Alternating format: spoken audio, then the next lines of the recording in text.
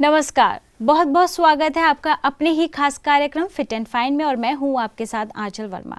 आज हमारे साथ हमारे स्टूडियो में मौजूद हैं माउंट आबू शांतिवन के RMM global hospital and trauma centre के कार्डियोलॉजी एंड मेडिसिन डिपार्टमेंट के director doctor Satish Kumar Gupta ji. Sir, आपका बहुत बहुत स्वागत है। ओम शांति। ओम शांति। सर, जैसे कि अभी हमने पिछले एपिसोड्स में बात की थी कि आपने बात की थी नशे के ऊपर कि बहुत सारे यूथ को जो है सिगरेट है, ड्रिंक है, इनकी जो है लत लगी है। आपने बहुत अच्छा सॉल्यूशन दिया कि हम लोग मेडिटेशन करें तो एक अंदर से ही एक विल पावर डेवलप होती है जिससे हम उस आदत को छोड़ सकते हैं। ये तो बात थी तब कि जब वो खुद इनिशिएटिव ले रहे थे कि मुझे छोड़ना है। कई लोगों की ऐसी प्रॉब्लम है जो छोड़ना नहीं चाहते लेकिन उनके पेरेंट्स बहुत परेशान होते हैं कि हमारा बच्चा कैसे भी करके छोड़ दे। आज अगर पेरेंट्स बच्चों को मना करते हैं तो वो ठीक है, उनके सामने नहीं करते, लेकिन जब वो आउटसाइड जाते हैं, कहीं बाहर पार्टी में जाते हैं तो उनका वही सब शुरू हो जाता है जिससे पेरेंट्स लोग बहुत डिस्टर्ब हो जाते हैं। तो मैं समझती हूँ ये बहुत लोगों की कंप्लेंट्स है कि हमारा बेटा जो है ड्रिंक नहीं छोड़ रहा है या सिगरेट नहीं छोड़ रहा है, आदत पड़ चुकी है। वो लोग क्या स्टेप लें? बेसिकली पहले तो हम ये ट्राई कर सकते हैं, अगर वो नहीं छोड़ रहा है और उसके अंदर पहले तो इच्छा शक्ति जगानी पड़ेगी। अच्छा। इच्छा शक्ति के बगैर तो कुछ भी नहीं होता है ना। अनलेस यू कोई जागे, खुद इंसान ना जागे ना, इससे कुछ ना करना चाहे तो उसको जगाना बहुत मुश्किल है ना। फिर तो इंसान तो ह्यूमन बीइंग है ना, तो उसको एनिमल तो है नहीं, इसको पकड़ के बंद कर देंगे ना। तो वी हैव टू डेफिनेटली उसको समझाना तो पड़ेगा है ना। चाहे वो पेरेंट्स ने समझाए, कोई और समझाए है ना। ओके। उसको कहीं ना कहीं उसको अवेकन तो करना पड़ेगा कि भाई हाँ, आपके लिए आदत। और वो कई बार क्या होता है, आदमी खुद भी जब बीमार हो जाता है ना तो वो रियलाइज करता है। अधिकतर लोग अब एक्सट्रीम पे जाने के ऊपर ही मानते हैं जब तक वो समझते नहीं है ना। और कई बार उनका जो साइकोलॉजिकल काउंसलिंग बड़ी मदद करती है इन लोगों को है ना। साइकोलॉजिकल जो साइकोलॉजिस्ट होते हैं ना, वो उनकी बेसिक रूट कॉज, कई बार डिप्रेशन एक कारण होता है, कई बार एंजाइटी एक कारण होती है ना। रूट कॉज जो है उसका वो है सिगरेट पीने का या शराब पीने का या नशा करने का, वो उसका रूट कॉज उसके साइकोलॉजिकल डिजीज़ है ना। तो उसको हमें ठीक करना होगा ना, इसलिए साइकोलॉजिकल कंसल्टेशन ज़रूरी है। या फिर जो है कुछ लोगों का ऐसा होता है कि उनको जो प्रॉब्लम है वो बचपन से आदत पड़ गई है और वो उससे मतलब एक तरह से परवश हो चुके हैं। तो उसमें हमें उनको फिर वही दूसरी बात है कि हमें उनको फिर दोबारा से पेरेंट्स को एक अच्छा वातावरण घर में, instead of blaming all the time. कई बार क्या होता है, पेरेंट्स भी बहुत ज़्यादा बजाय कि उसको समझाने के या उसको बार बार समझाना भी एक टू मच हो जाता है। टू मच हो जाता है, एग्जैक्टली टू मच हो जाता है और उसके लिए थ्रेटन करना कर देते तो बच्चा भी इरिटेट होने लगता है। उससे और टेंशन होती है और ज़्यादा फिर उसकी तरफ जाता है। तो मैं समझता हूँ पेरेंट्स को भी बहुत एक उसको और उसके रिलेटिव्स को भी एक पॉजिटिव अप्रोच अपनानी चाहिए। ही और she is a victim. Exactly. जैसे किसी का एक्सीडेंट हो जाता है ना, तो we have to take that approach, sympathetic approach ना। एक इंसान जो परवश हो चुका है तो हमारी अप्रोच उसके लिए सिंपैथेटिक हो, उसके साथ हम लोग एम्पैथी रखते हुए बात करें, समझाएं और उसमें इच्छा शक्ति पैदा करें, जागृत करें कि ये चीज़ अच्छी नहीं है और इससे हमें क्या क्या साइड इफ़ेक्ट्स हो सकते हैं है ना। तो उसको हम थोड़ा प्यार से जब अप्रोच करेंगे तो मैं समझता हूँ जाग जाते हैं लोग है ना।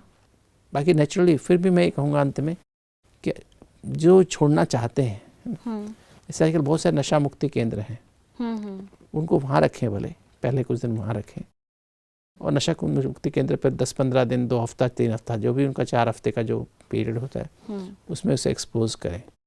पर वहाँ पे क्या होता है, दवाइयाँ दे करके और प्लस वो दे कर उसमें मदद करने की कोशिश करते हैं आदमी की। वो उसमें पर देखने, जैसे ही वो घर पे आते हैं, वापस वहाँ से आते हैं, तो वहाँ पर 50% लोग दोबारा से विदिन ए मंथ शुरू कर देते हैं। क्योंकि वो अंदर से बैकअप तो नहीं होता ना, साइकोलॉजिकल बैकअप, इमोशनल बैकअप तो है ही नहीं वहाँ पर।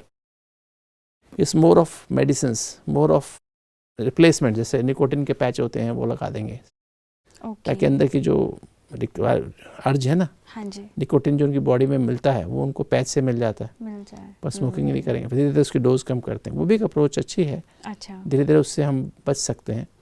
पर फिर भी ये शुरू करें, फिर उसके बाद फिर उनके अंदर से रियलाइजेशन होता है कि मैंने इतना ट्राई करके देखा तो भी ठीक नहीं हुआ, या ठीक नहीं हुई, तब वो मेडिटेशन करने के तैयार हो जाते हैं। ऐसे पेशेंट्स हमारे पास बहुत सारे आते हैं जो पहले बहुत सारे नशा मुक्ति केंद्रों में गए, जगह जगह गए, और जब उनको वहाँ से रिलीफ नहीं मिला, थक के फिर वो मेडिटेशन करने के लिए तरफ झुकते हैं, क्योंकि वो उनको अल्टीमेट सॉल्यूशन लगता है। लोगों के एक्सपीरियंसेस सुनते हैं तो उनके अंदर परिवर्तन आता है। और जब मेडिटेशन एक बार करना शुरू करते हैं सही ढंग से, और स्पेशली राजयोग का मेडिटेशन, हठ योग से नहीं ठीक होते। काफ़ी लोग कहते हैं हम हठ योग भी, आजकल बहुत एडवर्टाइजमेंट होती है कि आप प्राणायाम करो, ये करो, वो करो, उनसे आपके अंदर विल पावर नहीं आती है। विल पावर नहीं आती है ना, फिजिकली थोड़ी देर के लिए आप अच्छा लगेगा, कि तो अंदर से आपका साइकोलॉजी चेंज हो जाए, इमोशनली स्ट्रांग हो जाए, वो नहीं होता है। जबकि राजयोग मेडिटेशन से आप साइकोलॉजिकली स्टेबल हो जाते हैं, इमोशनली स्ट्रांग हो जाते हैं, और आपके अंदर विल पावर आ जाती है, विल टू बी वेल आ जाती है, और उससे आप शक्तिशाली होकर के अपनी प्रॉब्लम्स को स्वयं मैनेज कर सकते हैं। जी, जैसे कि डॉक्टर साहब ने बताया है, मैं सभी उन पेरेंट्स से कहना चाहूँगी कि अपने बच्चों को बिल्कुल भी प्रेशराइज ना करें, क्योंकि उसी चक्कर में कि पेरेंट्स लोग उनको प्रेशर करते हैं तो वो शायद उसी टेंशन में, डिप्रेशन में चल जाते हैं, जिससे वो और इसका अधिक सेवन करते हैं। पेरेंट्स को क्या सिंपैथेटिक अप्रोच अपनानी है। हमारा बच्चा जैसे विक्टिम होता ना, बिल्कुल, अब बच्चे का एक्सीडेंट हो गया मान लीजिए, तो क्या करेंगे? पेरेंट्स का उसको डांट लगाएंगे, नहीं तूने एक्सीडेंट क्यों किया? हाँ। अरे उसको चोट लग गई, तकलीफ, ये भी साइकोलॉजिकली वो हर्ट है ना, इमोशनल हर्ट है ना, तो उसको बहुत सिंपैथेटिक अप्रोच उसके प्रति हो, उसको एक अच्छा एनवायरनमेंट घर में दें, एक पॉजिटिव एनवायरनमेंट क्रिएट करें, बजाय घर में आते रोज उसके पीछे हम कलेश करें। तो उसको एक अच्छा वातावरण, प्यार से उससे बात करें, और उसको एक अच्छा वातावरण देकर के, बेटा तुम तो बहुत अच्छे हो, तुम तो ऐसे हो, तुम तो ऐसे हो। एक माँ स्पेशली काम कर सकती है, और उसको अच्छी इमेज दिखा करके, तो तब उसको प्रेरित करें कि नहीं बेटा तुमको ऐसा बनना है। तो वो बजाय के नेगेटिव देखने के, हमारे यहाँ ब्रह्मा कुमारी बहुत सुंदर अप्रोच है। कोई भी कुछ गलत करता है, बाई चांस भी गलतियों से, जाने अनजाने भी गलतियाँ हो जाती हैं, तो दादियाँ जो हमारी हैं, जो दादीज़ हैं, जो चीफ ऑफ ब्रह्मा कुमारीज हैं, या और हमारी जो मैनेजमेंट के लोग हैं, वो ऐसा नहीं करते कि उनको डांटने लग जाते हैं या कुछ गलत कहते हैं, नहीं। हाँ जी। उनको दिखाते हैं, उनको जो याद दिलाते हैं उनके कितने अच्छे हैं वो, कितना अच्छा उन्होंने सेवाएं अब तक की हैं, कितना अच्छा वो, उनका क्या क्या विशेषताएं हैं, क्या क्या गुण हैं उनके अंदर हैं, क्या क्या उनके अंदर क्वालिटीज़ हैं, उनको दिखाते हैं कि आपके जो, हमने इतने सालों से आप यहाँ रह रहे थे, 20 साल से 30 साल से, आपकी क्वालिटीज़ हम देखते आए हैं। तो उस क्वालिटीज़ को देखने से उस बच्चे को अपना रियल स्वरूप दिखाई देता है। जो जीवन में ये धब्बा या दाग आ गया है, एक ब्लेमिश आ गया उनके लाइफ में, तो दिखाई देता है कि हाँ ये मेरी लाइफ का ब्लेमिश है। जब वो खुद से महसूस करते हैं मेरी लाइफ में ब्लेमिश है, तो तुरंत उसको छोड़ देते हैं। तो जब तक वो ब्लेमिश को खुद देखे ना, कहा जाता है बिना सच्चे दिल की महसूसता के परिवर्तन नहीं होता है ना। खुद बच्चा रियलाइज करे, बच्चा या बड़ा जो भी, खाली बच्चों के लिए नहीं है ये बात, बड़े भी ड्रिंक लेते हैं, स्मोकिंग करते हैं, जब तक वो सच्चे दिल से खुद महसूस ना करे इसके पहले मेरी लाइफ क्या थी, अब मेरी लाइफ क्या है, या मेरा भविष्य क्या है, क्या हो सकता है, डराने की बजाय हम सच्चे उसको रियलाइजेशन आना चाहिए। जब वो रियलाइज करेगा तो उसका एक्सपीरियंस होगा कि हाँ सचमुच ये मैं कर रहा हूँ या ये मैं कर रही हूँ, तो अगर मैं ये इसको छोड़ दूँ तो मुझे, मेरा जीवन कैसा हो सकता है। जब उसको रियलाइज हो जाएगा तो उससे फिर उसको ये जो मेडिटेशन करने से क्या प्राप्ति होगी, क्या अनुभूति होगी और क्या प्राप्ति होगी, और कैसे स्वभाव संस्कार बदल जाएगा, लाइफ की पूरी आउटलुक बदल जाएगी। तब वो, और लोग, ऐसे लोगों का अनुभव रखे जाएं, एक्सपीरियंस रखे जाए, इन्होंने अपना लाइफ को बदला है, वो मोटिवेशन का काम करते हैं ऐसे लोगों के लिए, और उनके द्वारा उनकी काउंसलिंग कराई जाए, बजाय कि कोई प्रोफेशनल साइकोलॉजिस्ट की काउंसलिंग करे। अगर ऐसे लोग उनको समझाएं, क्योंकि they know all the circumstances, because they have gone through, उनके साथ जो भी पेन्स आई हैं, तकलीफ आई हैं, इमोशनल हर्ट, साइकोलॉजिकल हर्ट्स हुई हैं, वो सब they have also gone through, जो इस चीज़ को छोड़ चुके हैं। तो ये लोग बहुत बड़े कैटलिस्ट की तरह काम करते हैं। और वो जब उनको समझाते हैं, वो अपने अनुभव शेयर करते हैं, और वो उनके साथ उनको बैठा देते हैं, पेशेंट को जो एडिक्ट होता है, तो उससे बड़ा भारी परिवर्तन आता है। तो और वो उनको फर्दर भी भविष्य में भी गाइड करता है। उनका टेलीफोन नंबर या मोबाइल या ईमेल वो ले लेते हैं, व्हाट्सएप नंबर ले लेते हैं, तो समय समय पर जब उनको वीकनेस पैदा होती है वो उनको गाइड करते हैं। तो उससे बहुत मदद मिलती है। जी डॉक्टर साहब, जैसे कि आप बता रहे हैं कि मेडिटेशन इसमें बहुत हेल्प करता है, और पेरेंट्स लोगों की भी अपनी एक जिम्मेदारी है कि वो किस तरह से अपने पेरेंट्स को भी क्या है, पेरेंट्स का जो रिएक्टिव बिहेवियर है वो बहुत खतरनाक होता है। जी बिल्कुल। मैं तो कहता हूँ पेरेंट्स भी अगर मेडिटेशन करें और अंदर सहन शक्ति, समाने की शक्ति, सामना करने की शक्ति, सहयोग करने की शक्ति पैदा करें अपने अंदर खुद। वो राइट सिचुएशन पे राइट काम करें, वो खुद सैंपल बने, तब बच्चे उसको फॉलो करते हैं। कुछ फैमिलीज में ऐसे है, जैसे आपने कहा कि सैंपल बनना है, कि पेरेंट्स लोग खुद इस लायक बने कि मतलब वो अपने बच्चों के सामने एक सैंपल बने। कुछ कई बार ये भी होता है, मैं जो देखने में आया, जो मेरे पास जो पेशेंट्स आए हैं, कि कई बार पेरेंट्स का आपस में कन्फ्लिक्ट, मदर और फादर का कन्फ्लिक्ट, उनकी आपस में मिसअंडरस्टैंडिंग्स, वो घर में रोज जो कलेश होती है, कलह होता है, कन्फ्लिक्ट होता है, बच्चे छोटी सी उम्र से देखते हैं, तो उनके अंदर जो सपोर्ट सिस्टम वो ब्रेक हो जाता है। वो फिर क्या होता है, अपने अंदर से बहुत दुखी महसूस करते हैं और they become easy prey to addictions. तो इसमें जो है, अगर हम चाहते हैं सचमुच में, हमें जो है अपने अंदर, पेरेंट्स की अपनी जिम्मेवारी है कि कोई ऐसा स्वच्छ जीवन जिए, ऐसा मानसिक और फिजिकली उनकी एक्टिव लाइफ हो। और ये जो बच्चों के लिए भी उनको प्रेरित किया जाए कि वो डेली एक्सरसाइज करें, जल्दी सो जाएं, सुबह जल्दी उठें, ऐसी जगह पर उनको ले जाया जाए जहाँ उनको एक अच्छा वातावरण मिले, अच्छी कंपनी मिले, संग मिले, तो बच्चों में डेफिनेटली इम्प्रूवमेंट आएगी। कई जगह पे अभी जैसे ही हमारे नोन्स में ही है कि फैमिली में मतलब पेरेंट्स जो है खुद ही ड्रिंक करते हैं, लेकिन वो चाहते हैं कि मेरा बच्चा ड्रिंक ना करे। डेफिनेटली वो तो फिर बच्चे को गंदी आदत पड़ने वाली ना। अपने फादर को देखेंगे, अपनी मदर को ड्रिंक करते देखेंगे या स्मोकिंग करते हुए देखेंगे, तो बच्चे तो खराब होंगे ही नेचुरली। इसमें बहुत बड़ी जिम्मेवारी है पेरेंट्स बच्चे के लिए आइडल्स होते हैं। हाँ। तो वो अगर हम उसको, तो फिर बच्चे ऐसे पेरेंट्स एक्सपेक्ट ना करें कि हमारे बच्चे छोड़ देंगे। डॉक्टर साहब, जैसे अभी आपने बताया कि ये जो आदत है आज जो है लोगों के अंदर बहुत हो गई, खासकर यूथ में, और इसी से ही रिलेटेड हमारे पास एक क्वेश्चन है। ये मुकेश हैं गुजरात से, इनका है, इनकी एज 37 है, एंड ये बोलते हैं टोबैको लास्ट 4 ईयर्स से आदत बन चुकी है, दांत खराब हो गए हैं, मुंह पूरा नहीं खुलता है, जिससे मेरे ख्याल से इनको कोई प्रॉब्लम होती होगी। डर लगता है कि कभी आगे चल के माउथ कैंसर ना हो जाए। छोड़ना चाहता हूँ, डॉक्टर से बहुत ट्रीटमेंट लिया है बट कोई समाधान नहीं निकला है, please help me. Mukesh ji, जैसे आपको ये प्रॉब्लम है ना, आप तम्बाकू खाने की, या आपको कोई लोग पान मसाला खाते हैं, कोई टोबैको को या मावा लेते हैं ना, तो ये क्या होता है, सभी की सभी जो चीज़ें हैं, पान मसाला या जो भी यूज़ करते हैं, तम्बाकू खाते हैं, या ये सब के सब जो है हमारे लिए बहुत ही खतरनाक है। हमारे जो अंदर जो यहाँ अंदर जो म्यूकोजा होता है अंदर का, उसमें धीरे धीरे उसमें उसको डैमेज करते हैं और सब म्यूकोसल फाइब्रोसिस हो जाता है। वो एक कैंसर से पहले की स्टेज है। तो हमारा मुख पूरा नहीं खुल पाता है, तो और दांत भी खराब हो जाते हैं, जीभ भी खराब होती है, प्लस हम जहाँ भी आप खाएंगे, फिर जहाँ भी थूकते हैं, सारा घर भी गंदा करते हैं, जहाँ भी आप जाते हैं, ऑफिस में, ये सार्वजनिक प्लेस होते हैं, पब्लिक प्लेसेस को भी आप गंदा करते हैं। तो ये बहुत ही अपने लिए भी समस्या है, दूसरों के लिए भी समस्या है।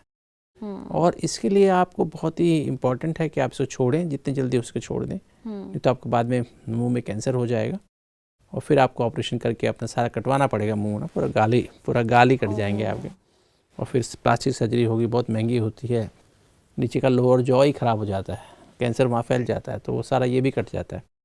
और फिर बड़ी बुरी हालत होती है। आपकी उम्र 37 ईयर्स है, तो आप इसको अभी ही समय रहते इस पर विजय पा लें, और इसकी बजाय कि आप गुटखा या पान मसाला या जो भी लेते हैं, तम्बाकू लेते हैं, उसकी बजाय सौंफ, इलायची, मिश्री, है ना, इस तरह की चीज़ें थोड़ा ले लें, है ना, तो उससे जिम में मुँह में रखना है तो आपको रख लें, उससे आपको कोई डैमेज नहीं होगा। और प्लस थोड़ी दवाई लेकर के जो सबम्यूकोसल फाइब्रोसिस है, वहाँ का एक टेस्ट भी बायोप्सी करा के उसे भेज दें कि उसमें अर्ली कैंसर तो नहीं शुरू हो गया, और कैंसर है तो उसका फिर प्रिवेंशन अभी से करें। और इसका एक ही इलाज है कि इसे छोड़ना ही होगा। अगर आप सचमुच में सही ढंग से जीना चाहते हैं, बचना चाहते हैं भविष्य से, इसको छोड़िए। और जैसे मैंने आपको कहा, थोड़ा इसका रिप्लेसमेंट आप शुरू में, और डेंटल डॉक्टर से मिल लीजिए, उसके दांतों के लिए भी अपनी सफाई करा लीजिए। और मैं समझता हूँ आपके, अगर आप थोड़ा सा मेडिटेशन करेंगे, जैसे मेरा बहुत सारे लोगों का अनुभव है, जब उन्होंने मेडिटेशन किया तो 30 साल से 40 साल से भी वो तम्बाकू खा रहे थे और या पान मसाला खा रहे थे, उसके बगैर 5-6 पैकेट, इवन 10 पैकेट तक भी रोज़ खा जाते, सैशे भी 10 सैशे भी लोग खा जाते थे। मतलब 500 रुपये का भी अच्छा एक दिन में ये पान मसाला के ऊपर वो मीरज छाप और ना जाने कौन शंकर छाप बहुत सारे आते हैं, तो खा जाते थे, मतलब 500 रुपये का मसाला, पान मसाला ही दिन में खा जाते थे। और जब छूट गए तो 500 रुपये खर्चे ख़त्म हो गए ना उनका। उसकी बजाय फ्रूट्स खाना शुरू करा उन्होंने, फ्रूट्स खाते हैं। ये सारे 500 रुपये सारे घर के फ्रूट्स आ जाते हैं, बिल्कुल है ना। इवन सारे घर का खाने खर्चा निकल जाता है। तो उनको उनका लाइफ बदली है। तो मैं भी चाहूँगा आप डेली थोड़े फ्रूट्स खाएं, जो भी सीजनल फ्रूट्स हैं, सलाद खाएं, तो देखें उससे भी जल्दी आपका देखेंगे आपका जो ये सब उसमें बहुत सारे एंटीऑक्सीडेंट्स होते हैं, जो अंदर जो डैमेज हुआ है उसमें नेचुरल आपको एंटीऑक्सीडेंट्स मिलेंगे। कुछ दवाइयाँ भी होती हैं, वो दवाई भी आप ले सकते हैं, जिससे आपका मुख पूरा खुलना शुरू हो जाएगा। अभी तो खाने में भी दिक्कत होती है क्योंकि मुंह का एकदम ऐसे थोड़ा सा खुलता है, तो आपको खाना भी उसमें बड़ी मुश्किल से अंदर डालते हैं। ऐसे मैंने देखे हैं, मुंह पूरा भी बंद हो जाता है। अच्छा, तो अभी जैसे ये तो मुकेश की प्रॉब्लम थी कि इनको पहले से अभी ऐसे कोई सिम्टम्स नहीं आए कि जिनसे बहुत बड़ा इशू बन जाए, लेकिन कुछ लोगों को पता नहीं चलता है। म्यूकोसल फाइब्रोसिस तो एक बड़ी प्रॉब्लम है ना।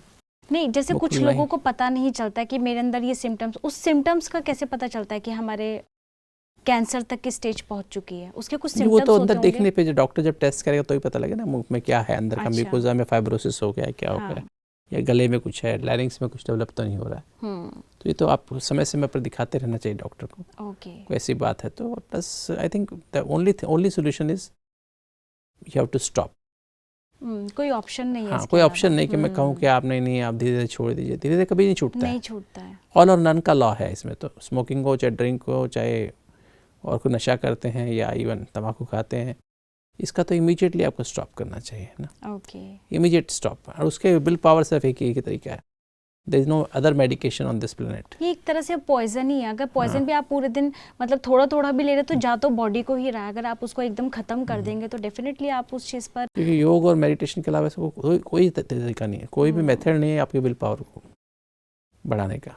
और बिना विल पावर के आप ठीक हो ही नहीं सकते, छोड़ ही नहीं सकते, क्योंकि नो अमाउंट ऑफ आइसोलेशन, अलग कर देना समाज से, नशा मुक्ति केंद्र में भेज देना, डेफिनेटली वहाँ मदद मिलती है थोड़ी सी, पर फिर भी तो अंदर की जो विल पावर है ना वो सिर्फ मेडिटेशन से प्राप्त कर सकते हैं। The best solution for this is, आप कई बार कहेंगे, दर्शक सोचेंगे हमारे कि डॉक्टर गुप्ता तो हर बात का इलाज मेडिटेशन बताते हैं। नहीं, पर मेडिटेशन कोई भी बीमारी को, जो मेडिकेशन आप खाते हैं, जो भी दवाइयाँ आप खाते हैं, वो बाहर से ठीक करती है ना।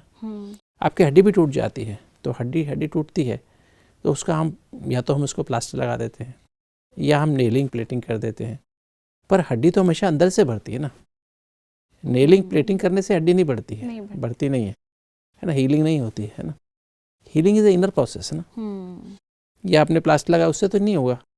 बस हमारा एम ही होता है कि बोन को बोन के सामने ऐसे लाके जोड़ देते हैं, सामने करके, मतलब ऐसे हो गई बोन, तो उसको हम ऐसे करके ऐसे कर देते हैं आमने सामने, सो दैट प्लेट से प्लेट मिल जाए ना। और सामने आके बाकी उसके बीच में हम उसको प्लास्टर या नेल्स के द्वारा हम सेट कर देते हैं, तो वो अब हड्डी ठीक ढंग से जुड़ सकती है। हम उसके लिए एक प्रॉपर एनवायरनमेंट क्रिएट करते हैं। तो ऐसे ही हमको फिजिकली हम किसी बीमारी को भी ठीक नहीं कर सकते हैं। बिल्कुल। बीमारी को अंदर से ठीक करने का तरीका तो सिर्फ मेडिटेशन ही है। और मेडिकेशन बाहर से पट्टी की तरह से, बैंडेड की तरह कार्य करता है, कि तो मेडिटेशन अंदर से ठीक करता है। इसलिए मैं ये ऐसा नहीं कहता हूँ कि खाली मेडिटेशन कर लो, नहीं, मेडिकेशन करो, मॉडर्न हेल्थ केयर का कि जो डेवलपमेंट है उसको आप यूज़ करो, मेडिसिन खाओ, पर याद रखें कि अगर हमें ठीक होना है तो योग या मेडिटेशन एक ही बात है, दोनों एक ही सिनोनिम्स हैं। हमें वो तो करना ही होगा, चाहे आपको ब्लड प्रेशर हो, चाहे डायबिटीज़ हो, चाहे हार्ट की बीमारी हो, चाहे माइग्रेन हो, चाहे एसिडिटी बनती हो, दमा हो, पेट में अल्सर हो, इरिटेबल बाउल सिंड्रोम हो, कमर का दर्द हो, घुटने का दर्द हो, गर्दन का दर्द हो। मेडिटेशन एक रामबाण इलाज है। मतलब कुछ डिप्रेशन का इलाज करा रहे हैं आप, कोई भी बीमारी का इलाज करा रहे हैं, मतलब वो जो है बिना मेडिटेशन के कोई भी बीमारी का इलाज इनकम्प्लीट है। नेक्स्ट जो स्टेप है मेडिसिन का, मॉडर्न मेडिसिन, वो मेडिटेशन ही है। और इसके लिए आज लोग जाग गए हैं। यूएस जैसे देशों में, यूएसए, यूके और वेस्टर्न कंट्रीज़ में भी इसके बारे में जागृत हो गए हैं और लोगों ने इसको अडॉप्ट करना शुरू कर दिया है। और spirituality is being taught to medical students as a subject. MBBS से ही शुरू कर देते हैं पढ़ाना, ताकि बच्चे इसको समझना शुरू करें, पर उनकी अप्रोच इतनी गहराई से they don't understand what is spirituality. कर रहे हैं, वैल्यूज़ के रूप में कर रहे हैं, डायरेक्ट स्पिरिचुअलिटी क्या होती है उनको पता नहीं है। नहीं पता है। तो डायरेक्ट स्पिरिचुअलिटी क्या है, स्पिरिचुअलिटी भी साइंस है, उसको समझना कैसे वो हमारा उससे माइंड से कनेक्शन है ना। माइंड के चारों एस्पेक्ट, थॉट्स, इमोशंस, एटीट्यूड्स और मेमोरीज को हमें परिवर्तन कैसे करते हैं, और कैसे वो थॉट्स, इमोशंस, एटीट्यूड्स और मेमोरीज का परिवर्तन फिर कैसे हमारी डिफरेंट बॉडी के सिस्टम से, सेल ग्रुप से कनेक्टेड है, और कैसे उसका यूज़ करके हम अपनी बीमारी को ठीक कर सकते हैं। और कैसे जो फिर मॉडर्न मेडिसिन, जो मॉडर्न मेडिकेशन है, या जो बहुत हमारे पास स्टेट ऑफ आर्ट अवेलेबल है, इक्विपमेंट्स अवेलेबल हैं डायग्नोसिस करने के, ट्रीटमेंट करने के, उनका ऑप्टिमम बेनिफिट अगर हम उठाना चाहते हैं तो पहले उसकी जो ग्राउंड, जैसे कहते हैं ना, हम धरती में बीज बोना है, खेती करनी है, तो एक ज़मीन पे जाके ऐसे बीज डालते तो उसको फ़ायदा नहीं होता है। पहले हमें धरती को उखाड़ना पड़ता है ना, हल चलाना पड़ता है, उसमें फिर खाद डालते हैं, प्रॉपर पानी देते हैं, और फिर बीज डालते हैं, तब जा करके फिर बाद में पानी देते रहना पड़ता है, केयर करते रहना पड़ता है, तब जा करके वो एक पेड़ बनता है। जंगल में झाड़ तो बन सकते हैं, तो एक फल वाला वृक्ष आपको उगाना है, वो बनाना पड़ता है, या फल वाला वृक्ष उगाना है, आपको उपज प्राप्त करनी है, आपको गेहूं उगाना है, चावल उगाना है, तो आपको उसकी प्रॉपरली केयर करनी पड़ेगी। सेम वे मेडिटेशन बीज की तरह से, बीज डाल दिया वो ठीक है, मेडिकेशन का असर कब होगा, दवाइयों का असर कब ज़्यादा अच्छा होगा, जब आप उसकी प्रॉपर मेडिटेशन से अंदर से विल पावर पैदा करेंगे, हीलिंग एनर्जी अंदर से आएगी, बाहर से नहीं आएगी।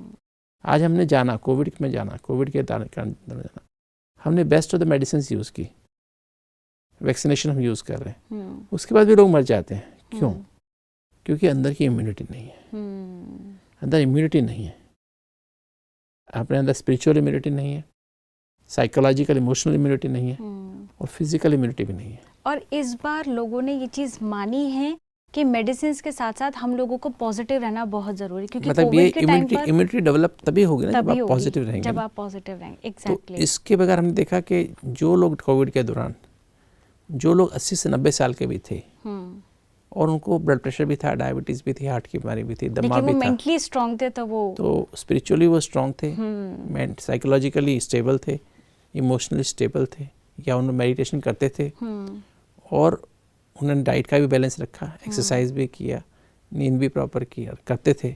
भले इस समय नहीं कर पा रहे बिकॉज ऑफ डिजीज, पर वो लोग इससे बाहर निकला है, इजीली बाहर आ गए। और जो लोग यंग थे किंतु उनके अंदर स्पिरिचुअली स्ट्रांग नहीं थे, साइकोलॉजिकली इमोशनली स्टेबल नहीं थे, फिजिकल उनके खाने पीने का टाइम नहीं था, सोने का टाइम ठीक नहीं था, अपने क्लॉक के अनुसार नहीं चलते थे, वो कम हो गए। जबकि ना उनको ब्लड प्रेशर था, ना डायबिटीज़ थी, ना कोई और बीमारी थी, उसके बाद भी वो इसके विक्टिम बन गए, उनकी डेथ हो गई। तो इसने कोविड ने हमको बहुत अच्छे सिखाया है कि इंसान को अंदर की जो सो कॉल्ड मेडिटेशन है, स्पिरिचुअलिटी और माइंड मैनेजमेंट है, वो हर इंसान के लिए बहुत बहुत आवश्यक है, अगर सचमुच में हम हेल्दी और हैप्पी लाइफ जीना चाहते हैं, फिट एंड फाइन लाइफ जीना चाहते हैं, तो बहुत ज़रूरी है। डॉक्टर साहब, आपने जिस तरह की बात बताई कि मेडिटेशन इज मेडिकेशन, तो ये बहुत ज़रूरी है हम लोगों को समझने की। Meditation is not medication, meditation helps medication to be effective, meditation helps medication to be more effective, right? That is the meaning. I am not against medication, I am for medication.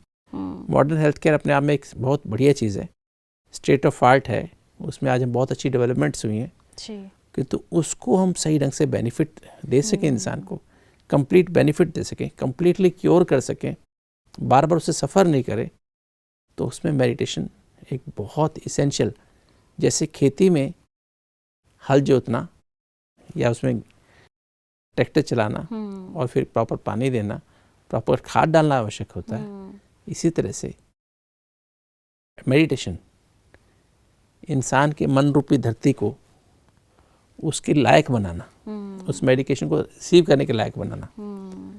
आप यहाँ आए, आपने अपना कीमती समय यहाँ निकाला, हमारे दर्शकों के साथ जुड़े, आपने इतनी सुंदर तरीके से सरल भाव से अपनी बातें बताई हैं, उसके लिए आपका बहुत बहुत धन्यवाद। Thank you.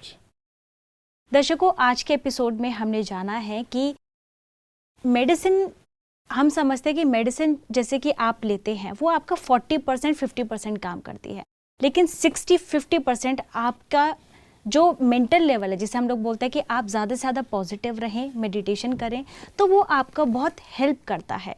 कई लोग होते हैं जो सिर्फ मेडिसिन ले रहे हैं लेकिन मन से वो परेशान है, तो वो जल्दी ठीक नहीं हो पाते हैं। डॉक्टर साहब ने बताया ऐसे उनके कई सारे पेशेंट्स हैं, उनके अपने मिरेकल एक्सपीरियंस है कि उन्होंने मेडिसिन तो ली है लेकिन प्लस उन्होंने मेडिटेशन भी किया है और पूरे दिन में जो उन्होंने पॉजिटिव विचार किए हैं उससे उनको बहुत ज़्यादा बेनिफिट हुआ है। आप इस तरह की अगर जो डॉक्टर साहब ने बताया अगर आप मेडिटेशन करेंगे तो डेफिनेटली आपकी लाइफ जो है वो बहुत ही ब्यूटीफुल हो जाएगी। आप अपनी लाइफ को बहुत सुंदर, बहुत आनंदमय बनाना चाहते हैं तो प्लीज़ आपसे रिक्वेस्ट है, मैं आपसे अपील करती हूँ कि आप प्लीज़ इसे अपने जीवन में ज़रूर धारण करें। आज के एपिसोड में बस इतना ही। आप सदा मुस्कुराते रहिए, खुश रहिए और स्वस्थ रहिए। नमस्कार।